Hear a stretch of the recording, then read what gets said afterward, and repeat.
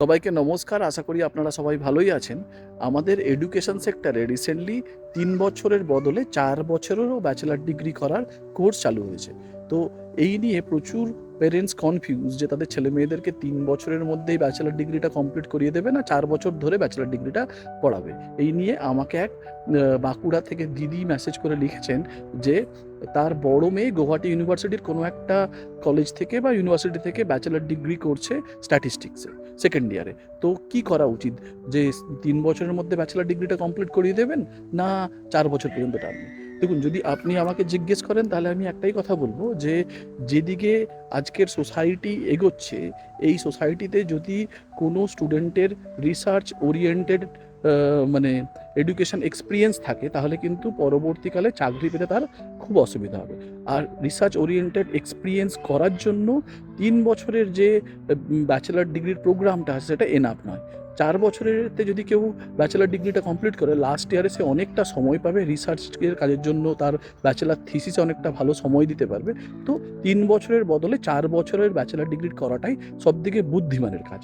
আশা করি এই ৪ বছরের ব্যাচেলর ডিগ্রি কমপ্লিট করার পরে ইন্ডিয়াতে এরকম সিচুয়েশন তৈরি হবে যে ব্যাচেলরের পরেই পিএইচডি করার সুযোগ পেতে পারে কেউ যদি ভালো মানে রেজাল্ট করে। ঠিক আছে? ব্যাচেলর ডিগ্রিতে, যেটা ইউএসএতে অনেক দিন আগে থেকেই চালু আছে। কিন্তু কেউ যদি মনে করে যে সে ইউরোপে রিসার্চ করতে আসবে, তাহলে কিন্তু ইউরোপ এখনও পর্যন্ত ব্যাচেলর ডিগ্রি শুধুমাত্র নিয়ে রিসার্চ করার অনুমতি এখনও দেয় না।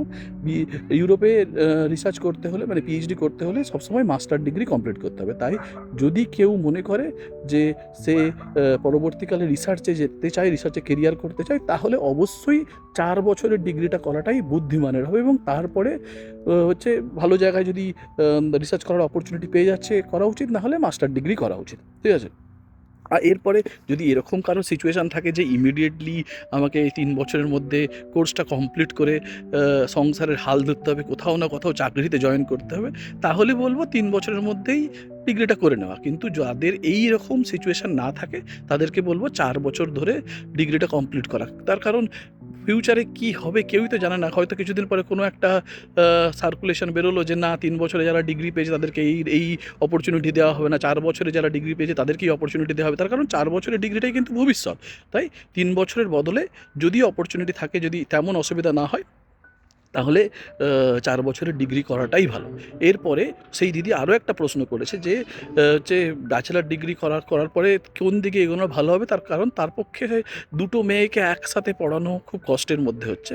দেখুন, সেটা হচ্ছে যেটা আমাকে যদি কেউ সাজেশান চায় আমি বলব যে এই মেয়েরা পড়াশোনা করছে তাদের উচিত যে বাবা মার ওপর খুব বেশি প্রেশারাইজ না করে নিজের মতো করে কোথাও না কোথাও ছোটোখাটো কিছু কাজ করে টিউশন পড়িয়ে বা যেমন যা কিছু হলেও করে কিছুটা পরিমাণ পড়াশোনার খরচ নিজে জোগাড় করা। এখন আমি পার্সোনালি প্রচণ্ড নিডি ফ্যামিলির ছিলাম। তো আমার বাবা একটা মানে ছোটোখাটো যে ভুসিমাল দোকান হয় সেখানে কাজ করতেন, আর নিজের একটা ছোট্টখাটো বিজনেস ছিল। ঠিক আছে?